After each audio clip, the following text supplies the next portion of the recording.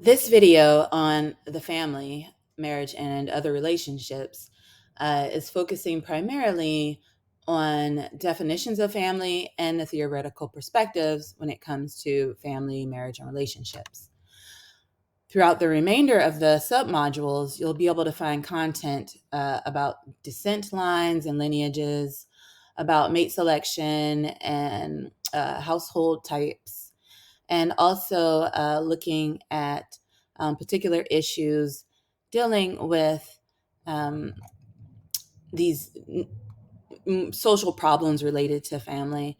So things like the policies for maternity and paternity leaves, and also looking at violence in the family as well.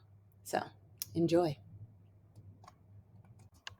So to start, we have some definitions that sociologists use when we talk about the family. And especially for this topic, these definitions aren't really black and white. Again, it's more like it's dark gray and beige, because we can talk about what within our society families look like, but we know that all forms of family are not the same. And so even just coming up with a definition of the family is a bit difficult.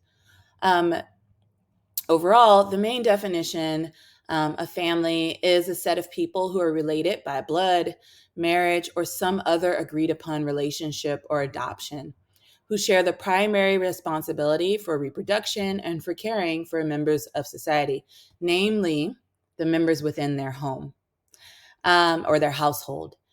So again, families can be any form of relationship as long as there's an identification that that these functions are being met. There are lots of different variations of family within a society, within a culture, but also from culture to culture. And so later in the module, you'll see some of the universals being discussed when we look at like family composition, kinship patterns, and authority patterns for families. But again, even those are are not necessarily the norms that should be expected, or maybe the generalization for all. They don't include all people. Now, marriage in the US in particular, we talk about a lot when it comes to family. Although that's starting to evolve, and instead of referring to even a legal marriage as being a marriage today, sometimes we just refer to spouses as partners, so as to not have that one element of heteronormative society again overshadowing the many variations of what a family or a partnership looks like. But technically speaking, marriage is a legally recognized contract between two or more people who are usually in a sexual relationship. And typically, the marriage itself signifies that they expect for this relationship to last, that it's going to be enduring, or that it's going to be permanent. Another thing that I really like to differentiate between when we talk about family is family of orientation versus family of procreation. And for me in particular, especially if you read any of my bio, this is really important because sometimes people like me might say, oh, my family sucks or they sucks. And when I say that, I definitely don't mean my family of procreation, meaning my husband and our children, our household that we've built together as an adult.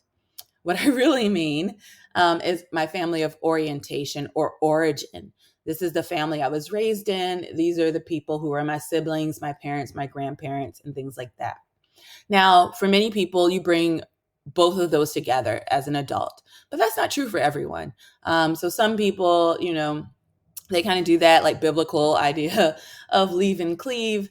And for me and my family, that's exceptionally like, especially not saying exceptionally, especially the case. Maybe it's also exceptionally the case.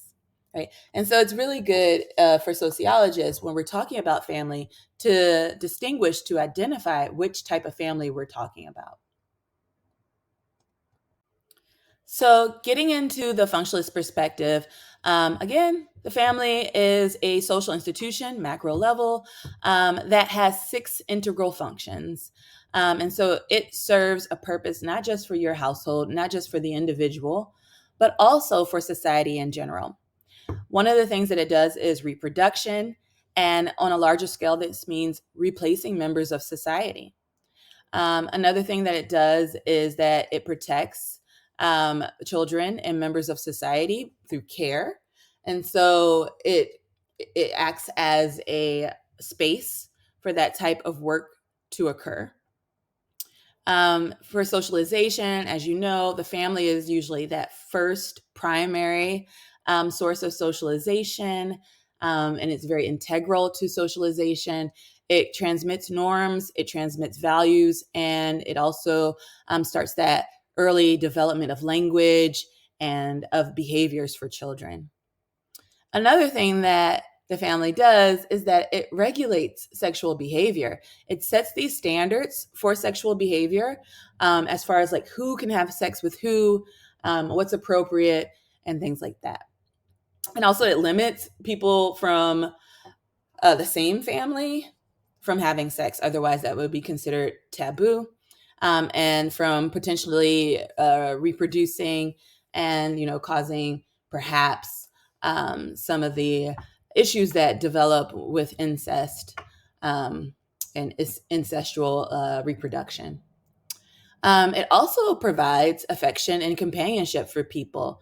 Hopefully, within the family, people receive intimacy, safety, security, and understanding that they may not receive elsewhere in society. And then finally, the family actually procures or provides social status. And we actually talk about this often as the social reproduction of class, right, and status. We as infants inherit a social position from the background of our families, from the reputations of our families. And as a result, the individual cannot be separated from those circumstances for at least like 16 to 18 years of your life.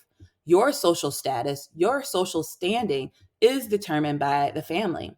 And for some reason, we tend to think that once a person turns 18, that means that they can suddenly stand on their own 2 feet and that background no longer matters. But that is a misconception. Those foundations absolutely matter. Those resources, whatever wealth and status and social networks and cultural capital that the family provides during that adolescence is important and will impact a person for the rest of their life. And that's not even to mention any trauma or abuse or neglect that is experienced as well. Some other functions of the family are things like religious training, education, recreational outlets, more specifically, but those actually occur in those top six integral functions that I detailed previously. And so one of the questions I love to ask is, do we actually need the family? Can these things be done and the other social institutions, like within religious institutions, within health and medicine, within educational systems? Is there another way to do the family? And I'm not saying that, yes, there is. Maybe you thought that that was my opinion, because I know sometimes sociological opinions seem very challenging. I'm just wanting you to probably or perhaps think about it. Like, what does happen when somebody doesn't have a typical family of origin, right? How do those needs get met? How do those functions get satisfied? So think about that. And then moving into the conflict perspective and the symbolic interactionist perspective with a little bit of feminist perspective as well. We can see some interactions, and that's why I have provided this on the same slide.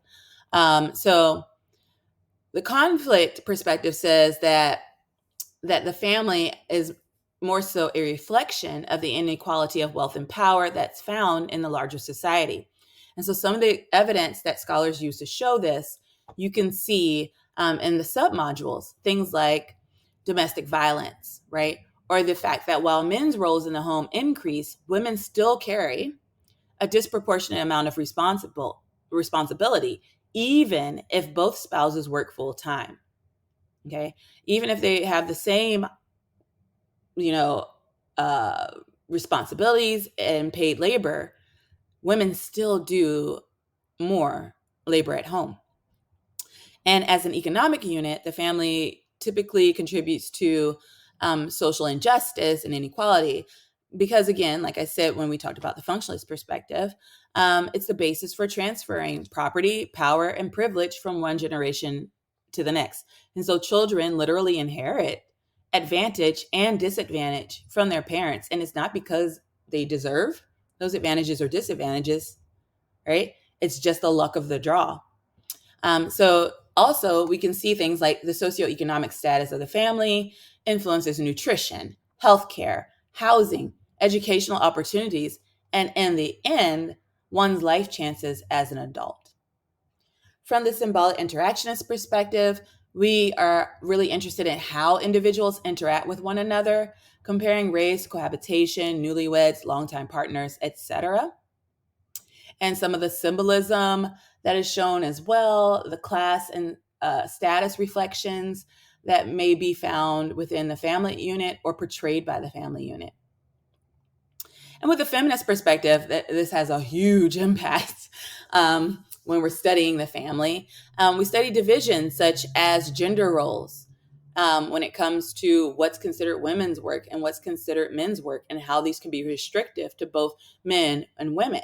And then, of course, we're going to look at these heteronormative expectations of gender roles and what happens when we try to assign these just these binary roles in a non-binary setting, right? And what kind of misunderstandings and miscommunications can occur. And those miscommunications would definitely be of interest to interactionists.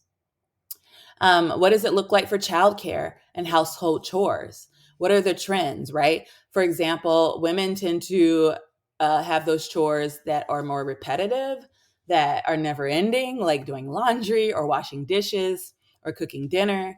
And men typically have chores that are kind of periodic, like, things that can be done on the weekend, putting air in the tires, like raking the yard and mowing the lawn, trimming trees, putting oil in a car, whatever, right?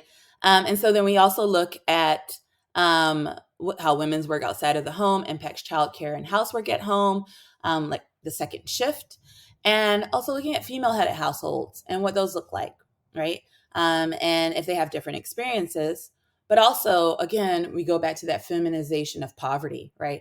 How we see that increasingly poverty has a woman's face. And this is related to the burdens that come, especially when women are widowed or if they are divorced, and how their wealth changes in the household, especially if they are the ones that the children end up living with day to day or most of the time, and how that role can decrease their opportunities for a fair shot at working. And also how the wage gap even, intensifies those inequalities and those problems as well. So from here, I want you to continue on through the rest of the module, through the submodules. And again, those will be looking at courtship and mate selection, looking at composition of families, kinship, authority patterns, and then some of those more harrowing issues like looking at violence and abuse, and then family leave.